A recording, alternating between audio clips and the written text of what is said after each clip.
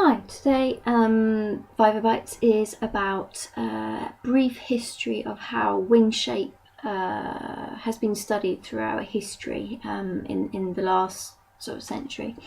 I'm mainly going on Diaz de la Lopez and Thompson's 2017 review.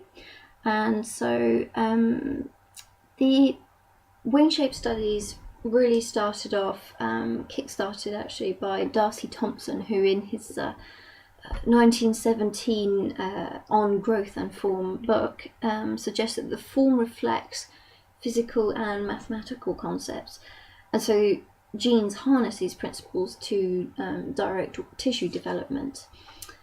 Conrad Waddington then took up this challenge and moved from studying amphibian embryology and moved into Thomas Hunt Morgan's lab, where he analysed genetic mutants of Drosophila melanogaster wings. And he produced probably one of the sort of classic reference papers, Waddington 1940, whereby he, in the first part, describes in a lot of depth the different cellular changes that you can observe throughout the different stages of the wing development. And then in the second part, explains and describes the phenotype associated with different mutations. Much later, you've got the group composed mainly of Garcilaso, Murata and Ripple, who in the 1970s used lineage tracing to identify compartment boundaries and cell competition.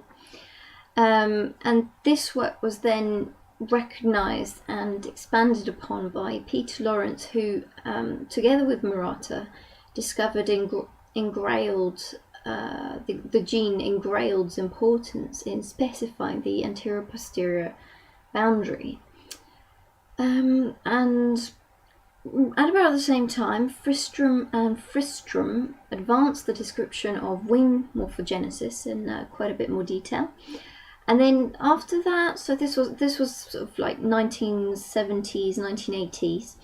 And after that, the attention shifted away from wing morphogenesis towards other problems, such as how cell fate is specified by intercellular signaling and transcription factors. So a very good one to go and see here, good reference to look at, is Blair 2007. So in it, Seth describes how the different longitudinal veins in particular are set up by the genetic cascade, so hedgehog and decapentaplegic interactions and such. Another question that is explored is how tissue size is controlled, so a good reference for that is Day and Lawrence 2000.